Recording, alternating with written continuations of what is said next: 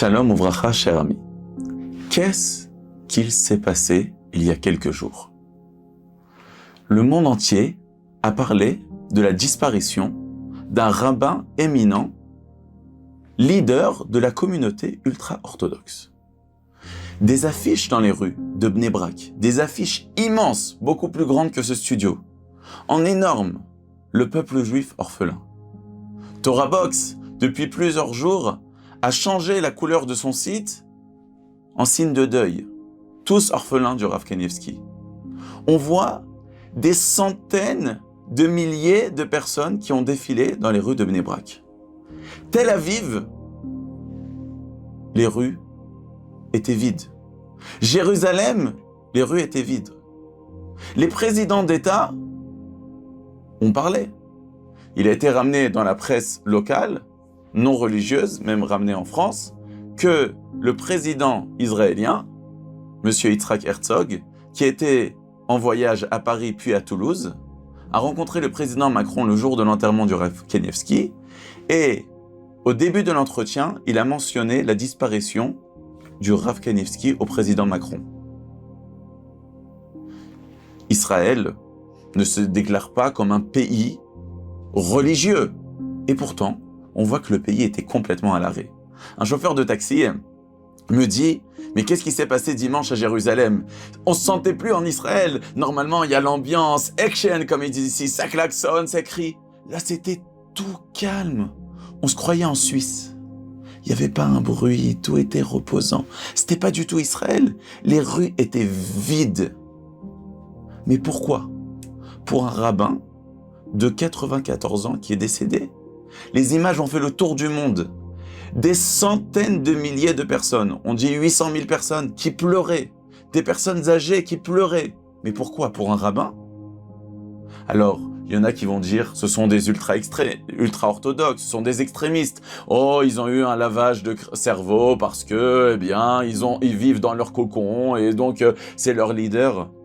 Mais c'est pas ça du tout. Puisqu'on voit que toute la classe politique de l'État d'Israël a fait des éloges et des oraisons funèbres sur ce grand du peuple juif. Alors qu'est-ce qui se passe? Mes chers amis, bien évidemment que je vais ne pas faire un espède, mais je voudrais qu'ensemble, dans ces quelques instants, on va passer ensemble, Bezrat Hashem, de comprendre qui était le Rav Kanievski et pourquoi sa disparition a tant ébranlé le peuple juif à travers le monde, à un tel point que les médias du monde entier en ont parlé. Le New York Times en a parlé, et ainsi dans de nombreux médias, Le Figaro, etc. Mais qu'est-ce qu'il s'est vraiment passé? Alors, déjà, il est certain que ce n'est pas juste une certaine communauté qui est attristée, comme on l'a vu, parce que ça a été toute la classe politique israélienne qui a vraiment marqué le coup, puisque vous avez bien vu que Tel Aviv, qui est quand même connue, la ville où très ouverte, très libérale, eh bien, était complètement à l'arrêt. Les autoroutes étaient complètement fermées. On ne reconnaissait plus Israël. Et on voit que beaucoup de juifs de tous bords, qui soient ce qu'on appelle en Israël des chilonim, des gens qui ne sont pas pratiquants du tout, ou que ce soit des gens traditionnalistes, des sionistes, des juifs religieux de cette tendance racidique, tout le monde a marqué le deuil de ce grand tzaddik qui nous a quittés. Et on ne peut pas dire que c'est juste certaines personnes. N'oubliez pas que le peuple juif, eh bien, c'est un peuple qui passe son temps à réfléchir. Alors, il y a des gens qui sont intelligents, parce que de passer leur vie à lire et à réfléchir et à raisonner, on ne peut pas dire que c'est juste un lavage de cerveau. Donc, il y a vraiment quelque chose de très profond par derrière. On va essayer de comprendre. Avant tout, qui était le Rav Kanievski? Le Rav Kanievski, et vous avez dû le lire, comme ça a été mentionné de partout, il est né en Europe de l'Est, il est venu en Eretz Israël. Il faut savoir qu'il n'est pas né comme un génie. Il était le seul garçon de son père qui était le Stapler. Le Stapler était le grand de la génération d'avant. Et c'est pas du tout évident que le grand de la génération, son fils, devient un grand rave. Ce n'est pas du tout une dynastie dans le monde de la Torah. Peut-être dans d'autres endroits, oui. Mais au niveau du monde de la Torah et des dirigeants du monde de la Torah, ce n'est pas une dynastie qui va de père en fils. Pas du tout. Au contraire, la Gemara nous dit dans Nedarim que les enfants de Rabbanim, ils ont plus de difficultés à aller justement à devenir eux-mêmes des Rabbanim pour pas que l'on dise la Torah va elle est donnée en descendance l'un à l'autre, ça passe comme ça. Pas du tout. Il faut savoir que des gens ont témoigné que le Rav Kanievski, lorsqu'il était enfant, il n'était pas un surdoué du tout. Même à la yeshiva, il était moyen. Les gens, ils allaient poser des questions à d'autres amis à lui, etc. Que eux, ils étaient très forts. Mais lui, c'était quelqu'un de sérieux. La seule chose qu'il avait, c'est qu'il ratait jamais les cours. Il était toujours là à l'heure. C'était quelqu'un qui était très sérieux. Et finalement, c'est un homme qui n'était pas du tout politique. Oui, même si dans certaines encyclopédies, on va mettre, il était le leader du parti religieux, tout ça, c'était à peine les quelques dernières années. Mais pendant des dizaines et des dizaines d'années, vous pouvez le voir de partout, le Rav Kanievski, lorsque venaient les chefs d'État lui parler, il disait « je ne m'occupe pas de politique ». Qu'est-ce qu'il a fait toute sa vie? L'étude de la Torah, la pratique des mitzvot et l'aide pour autrui. On a été, comme des millions de personnes, à passer chez lui à la maison. Et on voyait là-bas tous les jours des centaines et des centaines de personnes. Chacun qui venait demander des bénédictions dans les sujets les plus compliqués, demander des conseils, demander de prendre des décisions qui sont très lourdes. Vous savez que ça n'a pas toujours été raconté, mais même ceux qui dirigeaient l'État d'Israël, dans les décisions les plus graves pour l'État d'Israël, venaient prendre conseil chez le Rav Kanievski. Et on a des preuves. Alors ils venaient en cachette, c'était pas devant les caméras, mais c'est bien connu qu'ils venaient prendre le conseil chez les sages de Torah. Alors ce Rav n'a jamais voulu se mêler de politique, à part les quelques dernières années où le Rav Eliashiv est décédé et le Rav Steinman, et qu'il fallait que quelqu'un prenne les grandes décisions. Il a été en duo avec le Rav Edelstein, prendre les grandes décisions majeures pour l'avenir du monde de la Torah en Eretz Israël. Mais la majorité, quasi-majorité de sa vie, il a été complètement apolitique. Il ne faisait qu'étudier la Torah. Il était connu pour son dio, comment il faisait attention à chacune des mitzvot. Vous savez que acheter un etrog, il y a des gens juste avant Sukkot, à la dernière minute, ils achètent un set tout près de 10 €. Eh bien non. Lui, le Rav, il achetait plusieurs etrogim pour être sûr d'avoir le etrog le plus beau. Il avait un etrog thémani, un etrog marocain, il avait un etrog razonish bien évidemment. Et il avait, on voit dans les photos, il venait avec des cajots entiers de etrog. Il avait l'habitude de prendre un etrog très grand pour faire le hidur mitzvah, pour faire bien la mitzvah avec un lulav qui était immense. Vous savez que toute sa vie, il a fait attention de toutes les mitzvot, le faire dès le premier instant possible. Ça veut dire la prière du matin, il attendait pas à 7h du matin ou 8h. Dès le lever du jour, il faisait cette fila. Mincha, dès que ça arrivait l'heure de Mincha, il faisait Arvit, il attendait pas 7h, 8h. Dès que c'était la nuit, il s'arrêtait, il allait faire Arvit. La même chose qui de Shalvana, la bénédiction de la lune, dès que ça arrivait, il y en a qui disent qu'il faut attendre le 7e jour pour des raisons kabbalistiques. Non, dès que c'est le 3e jour, tout de suite il faisait. Et comme ça, toute sa vie, il n'a jamais rien repoussé. Il a raconté qu'une fois dans sa vie, lorsqu'il était jeune enfant, il s'est réveillé avec juste au moment du Zman du Kriyat Shema, où il y a un moment pour lire le schéma, et là il a été dans le 2e, il y a un autre avis. Voilà, toute sa vie, une fois, il s'en rappelle sur un moment où il a fait le schéma, sur un autre avis que le premier sur lequel il s'appuyait. Toute sa vie, il a fait attention aux mitzvot. Toute personne qui était là-bas, et moi-même, lorsque j'étais élève à la Yeshiva de Getzet, c'était connu, on pouvait envoyer des lettres, Rehov Rashbam 23. Il recevait des centaines de lettres par jour. Vous savez que le facteur venait avec un sac poubelle entier de lettres, pas un sac poubelle parce que c'est des grands sacs, mais un sac immense, la taille d'un sac poubelle comme ça, immense, de lettres, et il répondait à chacun. Les questions les plus folles. J'ai assisté de mes propres yeux lorsque je suis allé, j'étais un parmi tant d'autres, où les gens lui posaient des questions très difficiles sur les limites de la terre d'Eretz Israël. Vous savez, celui qui a étudié, il sait que c'est très très compliqué pour délimiter bien la sainteté d'Eretz Israël, jusqu'à où ça va. Et les fleuves d'Eretz Israël à l'époque de Yoshua, il leur montrait, j'ai vu de mes propres yeux des copains à moi qui envoyaient des lettres, qui répondaient toutes à chacun lui-même avec son écriture, jusqu'à qu'il y a des gens, ils ont commencé à vendre, eh bien, son écriture, il dit, voilà, moi j'ai une lettre de Rav Kanievski, il a arrêté, il donnait à son fils à écrire, et il a comme ça, jusqu'à la fin de sa vie, il a répondu à des centaines de milliers de lettres, tout ça pour aider les autres. Mais à part ça, combien de bénédictions? J'avais à peine 14 ans. La première fois où je suis venu en Eretz Israël, je dormais chez mon cousin et je suis parti sur le Rav Kanievski. Il était devant sa porte, il y avait une queue de personnes. Et je suis arrivé, un jeune enfant comme ça de 14 ans, je lui ai posé une question, français avec un accent très fort, il a pris tout son temps pour me répondre et pour me donner conseil. Il m'a même posé une question, mais pourquoi tu dis ça? Et je lui ai dit, parce que Rav, moi je pense comme ça. Alors il m'a dit, d'accord, alors que Hachem il t'aide. Et quelle patience il avait, mais quelle patience, c'était quelque chose d'incroyable. Les gens lui demandaient des brachot plus, eh bien, l'âge a avancé, et pour le Rav c'était difficile, eh bien, à la fin on lui écrivait sur des papiers. Eh bien, les personnes de la famille du Rav Kanievski ont témoigné, ils m'ont témoigné à moi-même lorsque je venais, moi, parmi tant d'autres, eh bien, on donnait un papier au Rav, Refoua Shlema pour cette personne, que cette personne guérisse. Hachem, on veut demander une bracha à Hachem que, par le mérite du tzaddik du Rav Kanievski, cette jeune fille puisse se marier. On mettait le nom. Le Rav faisait des brachot, il prenait le temps. Je m'en souviens, des fois, quand il n'arrivait pas bien à lire, il demandait qu'est-ce qui est écrit ici. Il faisait la bracha.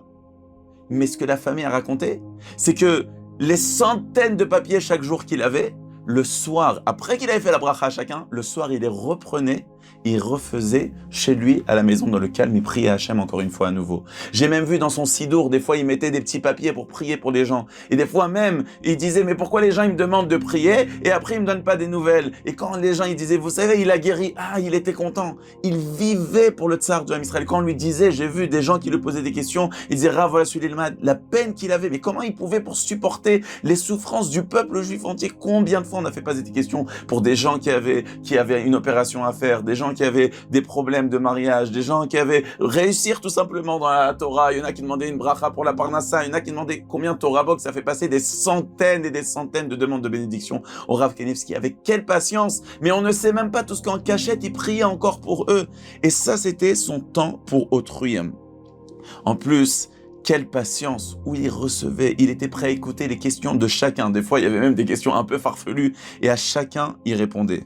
Il était un homme qui avait il utilisait son temps de manière incroyable. Ça veut dire que même quand, avec toutes les personnes qui étaient là, pour lui demander une bénédiction, entre une bénédiction et l'autre, il étudiait la Torah. Et même quand c'était arrivé l'heure où il devait recevoir les gens, le temps qu'ils ouvrent la porte, il était déjà là en train d'étudier la Torah. Ça veut dire que pas un moment de sa vie était perdu. Vous allez me dire, mais c'est pas possible de nos jours.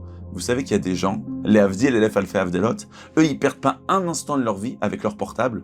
À peine qu'ils se réveillent le matin, avant Shacharit, ils sont déjà sur leur iPhone. À peine pendant Shacharit, ils sont sur l'iPhone. Après Shacharit, ils sont sur l'iPhone. Ils mangent, ils sont sur l'iPhone. Ils vont dormir dans leur lit, ils sont avec le iPhone. Vous croyez que ça n'existe pas, des gens? Eh bien, Hachem, il nous a montré dans un monde où on a tellement perdu notre temps.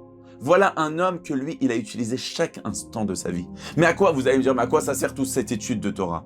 Eh bien, dans cette génération, il n'y a pas un homme qui est arrivé à un niveau pareil.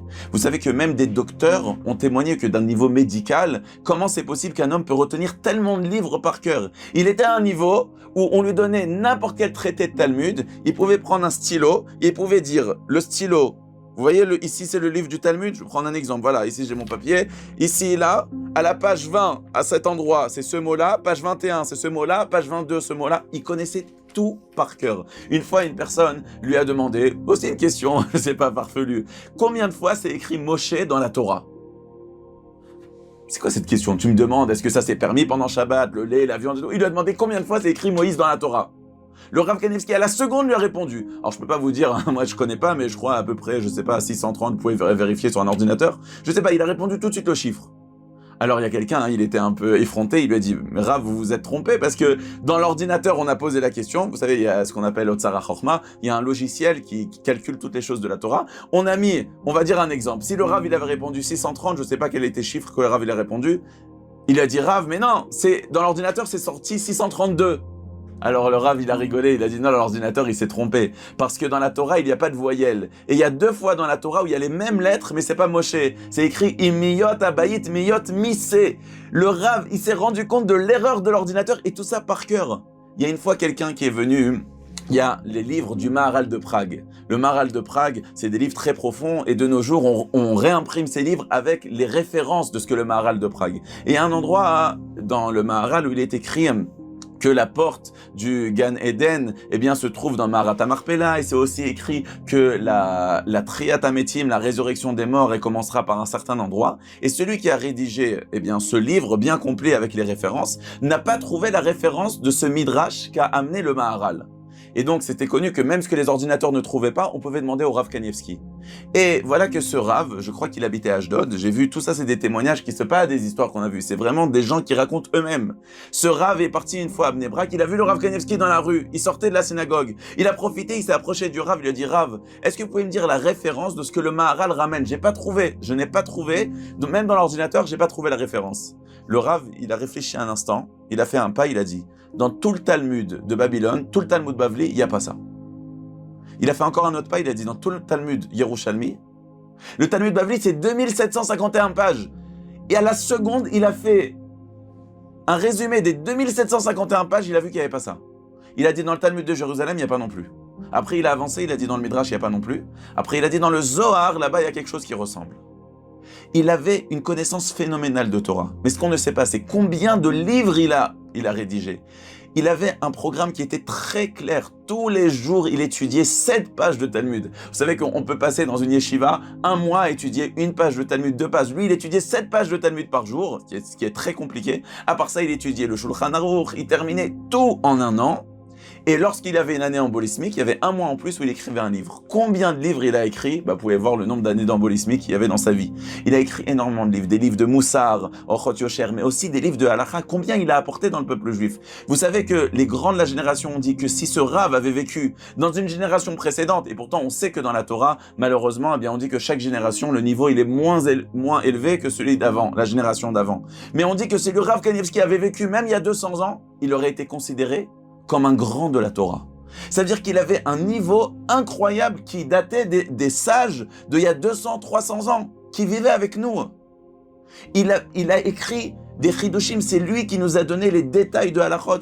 Il y a des centaines de livres avec toutes les questions qu'on lui a posées, des livres qui ont été écrits, mais ce sont des centaines de livres. Et là-bas, il répond à toutes sortes de problématiques. Vous savez, beaucoup, on a parlé des nouveaux noms. Le Rav Kanievski avait donné des lois claires qui ont été adoptées par Torah Box. Quel nom choisir de nos jours avec les noms modernes qui arrivent, etc., etc. Il y a eu beaucoup de décisions que le Rav Kanievski a apportées dans le peuple juif. C'était pas juste quelqu'un qui étudiait pour lui-même. Il a révolutionné même le monde de la halakha, le monde de la décision, de la loi juive actuelle. Il a été un des grands décisionnaires. Maintenant, il faut savoir aussi que c'était quelqu'un qui était très les pieds sur terre. On raconte beaucoup d'histoires, il était très pragmatique, mais il y a une fois quelqu'un qui est venu, il lui a dit « Rav, c'est une catastrophe, ma femme, elle était en train de faire la challah, elle faisait la pâte, et tout d'un coup, il y a un oiseau qui est arrivé, il s'est posé sur la pâte, et j'ai peur que c'est peut-être un mauvais signe, c'est peut-être un signe que c'est un mauvais ange qui vient sur la pâte, c'est peut-être des mauvaises choses. Qu'est-ce que ça signifie qu'un oiseau s'est posé sur la pâte de la challah ?» Le Rav, il lui a dit, ça signifie que ta fenêtre était ouverte. Voilà, il aimait pas toutes les choses farfelues dans le monde. Il y a une fois quelqu'un d'autre, il lui a dit, vous savez, Rav, mon fils, eh bien, il met un Lego ici et un Lego ici. Vous vous rendez compte? Il a à peine 1 an et il arrive à faire les tefilines de lui-même. Il lui a dit, le Rav, arrête de prier à la maison, il est en train de te recopier là. Il était très pragmatique. On raconte que même récemment, le président des États-Unis, comme ça a été ramené, a fait poser la question au Rav Kanievski. Les Juifs attendent le Messie, mais quand c'est que le Messie va venir? Il a posé la question au grand du Ham Israël. Le Rav Kanievski lui a répondu, quand il viendra, vous le saurez. Voilà. Ça veut dire que lui, il n'aimait pas toutes les bêtises. On vit dans un monde farfelu. Excusez-moi de le dire, mais c'est la vérité. On rend fou tout le monde. L'essentiel, étudions la Torah, faisons les mitzvot. C'est ça l'essentiel. Arrêtez de se prendre la tête dans toutes sortes de choses. Et pourtant, c'était quelqu'un qui attendait le Mashiach avec ferveur. Mais il voulait qu'on soit les pieds sur terre. C'était quelqu'un on a quelque chose à faire dans ce monde. Au lieu de passer notre temps à regarder des infos qui servent à rien, de regarder des vidéos sur YouTube qui servent à rien, construis-toi, enrichis-toi de ce patrimoine éternel qui est la Torah. Voilà cet homme qui nous a montré cet exemple. Le jour de Lag BaOmer, il y avait des centaines d'enfants qui venaient, qu'on leur fait la première coupe des jeux chez le Rav Kanievski pour que le Rav, fasse ça. Vous savez que le Rav, entre chaque enfant, il étudie encore une ligne de Gemara. Combien il a gagné du temps avec tous ces petits instants de sa vie. Il a terminé combien de fois tout le Talmud grâce à ces petits instants qu'il n'a jamais perdus dans sa vie. Et ça, qu'est-ce que ça a apporté?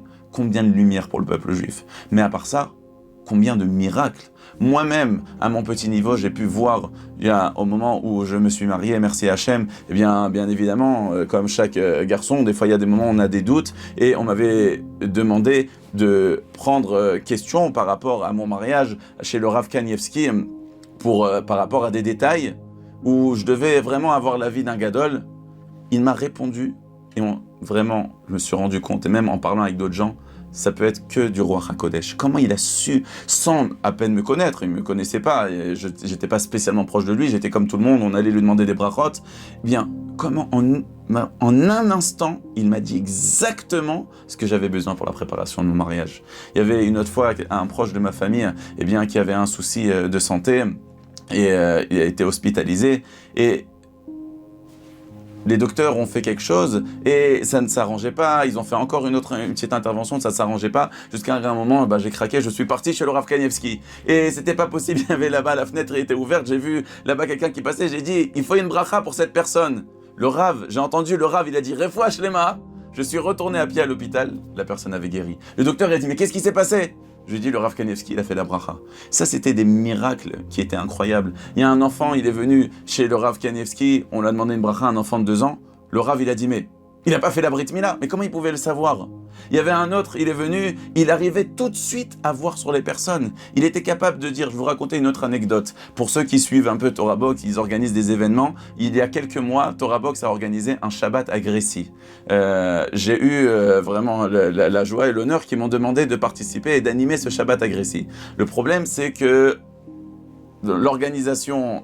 Et jusqu'à qu'arrive le moment, entre-temps, il y a eu une grande vague de coronavirus il y a quelques mois, où il y a eu 200 000 contaminations à Paris. Et là, j'ai commencé à avoir un doute, et avec ma famille, ma femme, etc., qu'Hachem les garde tous en bonne santé, on s'est posé la question, est-ce que je dois quand même voyager ou pas? Et je me suis retourné vers Torah Box, qui ont dit, on va demander au Rav Kanievski.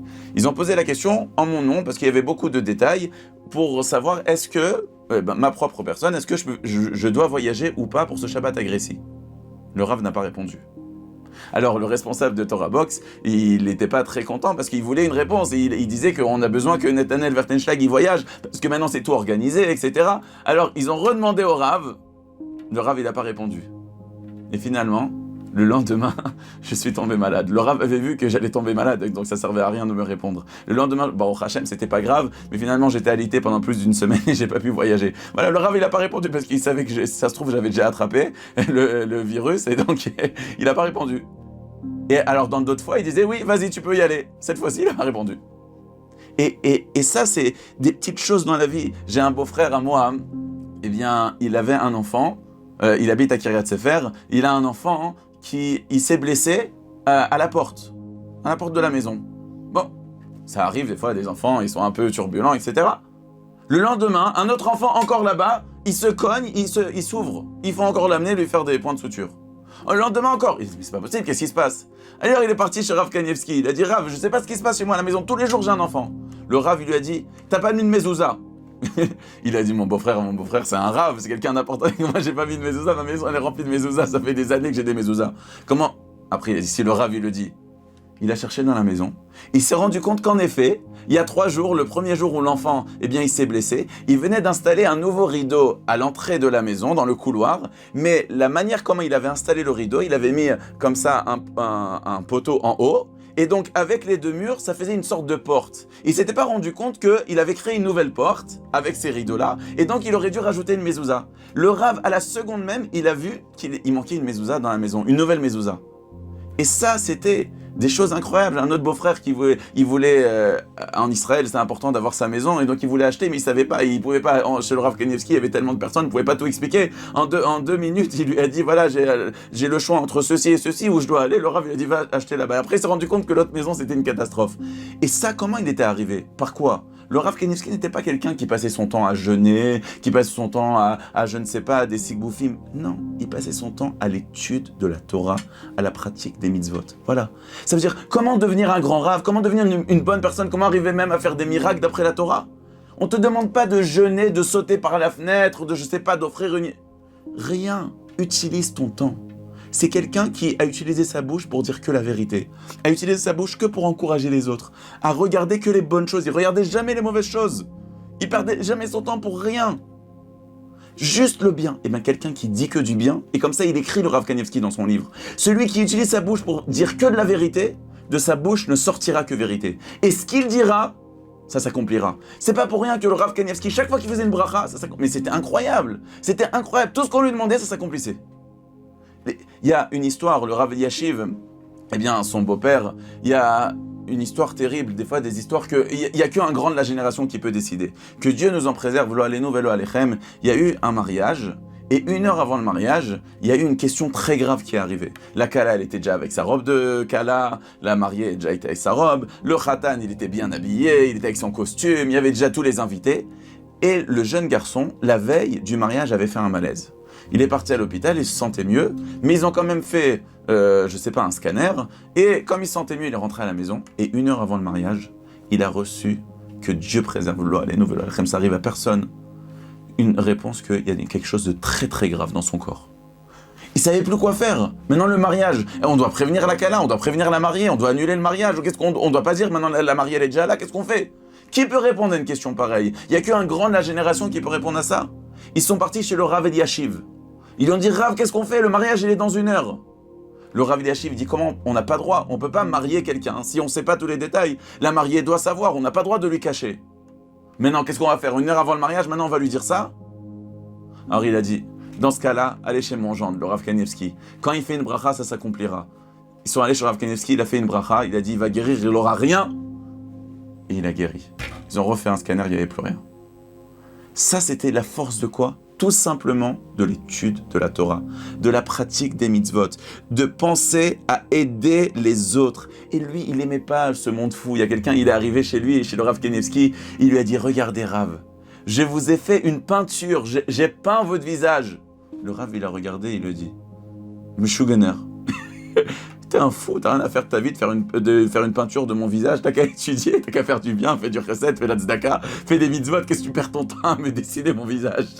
Voilà, qu'est-ce que tu perds? Fais le bien dans ce monde, dans un monde où on perd tellement de notre temps. C'est écrit que Hachem y met dans chaque génération quelqu'un qui nous donne l'exemple par rapport à la génération. Et dans une génération, on a tellement perdu notre temps, malheureusement, on perd tellement notre temps avec des bêtises. Eh bien, il nous a mis un exemple de quelqu'un qui utilisait chaque instant de sa vie.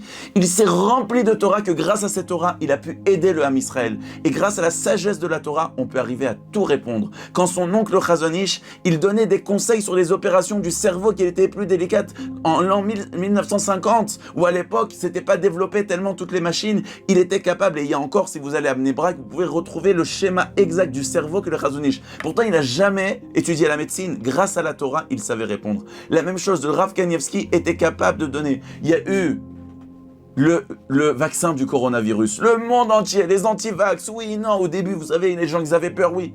On a été chez Rav Kanievski, il a dit, faites le vaccin. Et finalement, après, tout le monde a dit qu'il fallait faire le vaccin. Il était un des premiers à le dire.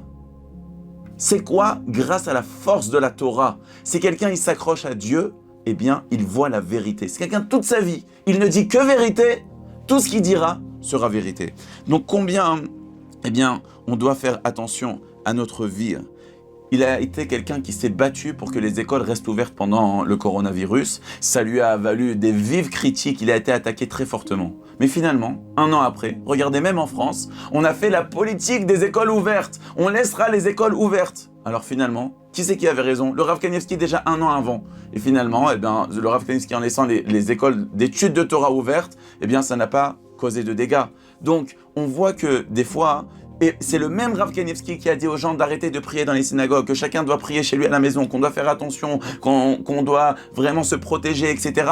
Mais il y a des choses que lui, il savait que ça, ce n'était pas dangereux. Parce que dans les écoles, les enfants, c'était pas grave, et qu'ils n'allaient pas contaminer, et que les enfants ne devraient pas aller chez leurs grands-parents, et qu'on doit laisser les écoles ouvertes finalement, même des non-juifs ont pris la même décision un an après, qu'on va laisser les écoles ouvertes, même quand il y a eu la 3e vague, la 4e vague. Donc vous voyez que, des fois, eh bien, c'est celui qui est dans la Torah qui voit la vérité. Quelle joie il avait dans les mitzvot. C'était quelqu'un de joyeux dans les mitzvot. Lorsque chaque fois qu'il étudiait, il terminait un traité de Talmud, avec tout ce qu'il a terminé dans sa vie. Non, chaque fois, il sortait une bouteille de vin pour faire les chaïm, et cette bouteille de vin, il la distribuait, et ça emmenait des grands miracles.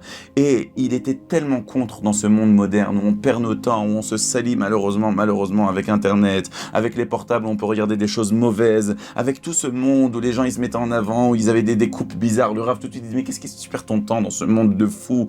Et finalement, eh bien, pourquoi on pleure? Parce qu'il n'était pas le leader du parti orthodoxe, c'est pas ça. Il représentait l'exemple du juif par excellence. Le juif, c'est celui qui utilise son temps.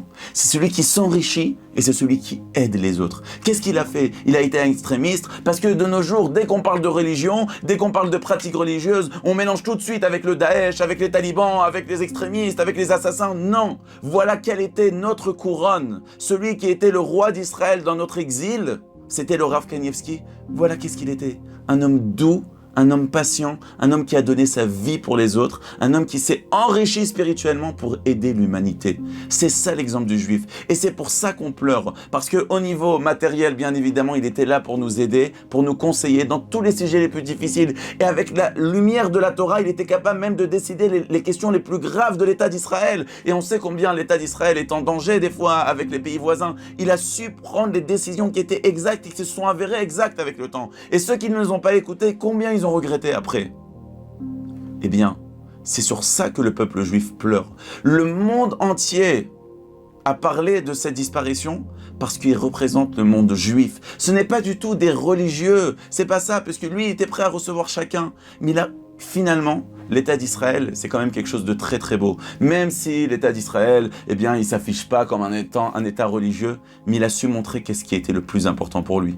Parce que finalement, le plus grand rassemblement qu'il y a en Israël, tout confondu, Eurovision, match de foot, ce que vous voulez, Messi en Israël, ce que vous voulez, ouais, les matchs, les trucs, les stars et tout, jamais il y a eu un rassemblement aussi grand en Israël. C'était pourquoi? C'était pour un homme de Torah. Finalement, le peuple juif a montré qu'est-ce qui est essentiel pour lui. C'est quoi la définition d'un juif? C'est sa spiritualité. Et c'est pour ça que même le président de l'État d'Israël, lorsqu'il rencontre le président français, il lui dit, finalement, nous, peuple juif, en quoi on doit exceller? Par notre spiritualité, par notre exemple pour le monde. C'était un homme d'une simplicité. Il était là pour aider l'autre. C'est ça, un juif.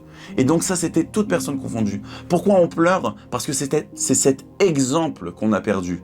À part ça, au niveau spirituel, on sait que quand quelqu'un il a un niveau tellement grand, il protège la génération. Nos sages nous disent que quand un tzaddik disparaît, c'est comme si le Beth Amikdash a été détruit. Moi, je l'ai appris le soir, Motsai Shabbat, je ne voulais pas boire le vin de la Havdalah, comme le soir de Tisha B'Av, on ne prend pas le vin de la Havdalah. Parce que pourquoi? C'est quoi le Beth Amikdash? C'est la preuve que Hachem, il est parmi nous. Le Rav représentait Hachem parmi nous. Il était cet exemple. Quand on allait chez lui, on était renforcé, tout milieu confondu. Même un des plus grands photographes du monde, qui est employé par le New York Times, non juif, il a raconté que lorsqu'il est parti là-bas, ça l'a bouleversé. On voyait quelque chose qui n'était pas de ce monde-là. C'était apaisant. On voyait un homme bon, un homme gentil, un homme qui était pour l'autre.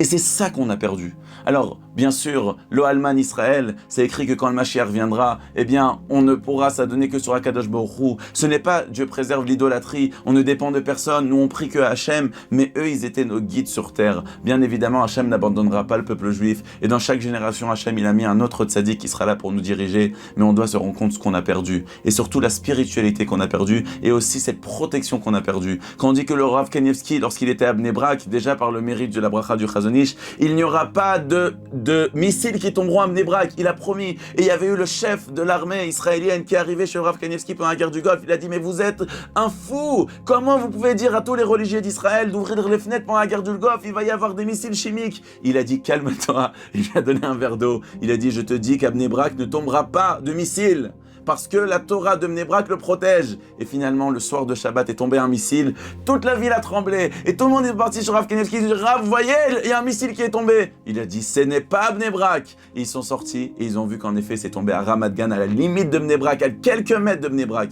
La ville de Bnei Brak était protégée par l'étude de la Torah. Eh bien, ça, c'était par le mérite de la Torah. Et c'est ça qu'on a perdu. Il nous reste des larmes pour pleurer, mais il nous reste aussi une bouche et un cœur pour prier.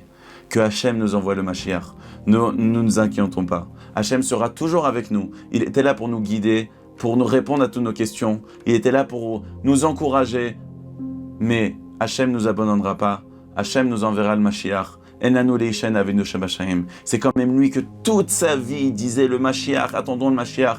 Combien il a parlé de la Shemitah, l'année de la Shemitah. Cette année, il n'arrêtait pas de parler. Il faut que tout le monde étudie le loi de la Shemitah, parce qu'il est écrit dans le Talmud qu'après la Shemitah, le Mashiach peut venir, c'est un moment propice. Chacun doit étudier. Eh bien, on doit prendre sur nous que nous aussi, on ne doit pas perdre notre temps. Nous aussi, on doit étudier la Torah. Nous aussi, on doit essayer de se consacrer à faire du bien. Prenons l'exemple de cet homme, dans cette simplicité de ne pas perdre notre temps dans les bêtises de ce monde. Dans les bêtises, on va passer des heures à réfléchir quelle armoire et quel truc. Allez, t'as une armoire et étudie la Torah, fais du bien, sois gentil avec ta femme. Même le Rav, il perdait pas un instant de sa vie, mais avec sa femme, il prenait du temps. Voilà, ça c'était un exemple. Eh bien, qu'on puisse aller dans son chemin et comprendre qu'en vérité, eh bien, il a représenté quel était un juif parfait. Ça, c'était l'exemple du peuple juif. Qu'on puisse aller dans son chemin et qu'on puisse nous aussi, Bezrat Hashem, faire le bien, se remplir d'études de Torah, et que pour l'élévation de son âme, qu'on puisse nous aussi prendre sur nous d'étudier encore plus chaque jour, et qu'on puisse voir la Geoula Shelema B'Merav Yamenu, Amen ve Amen.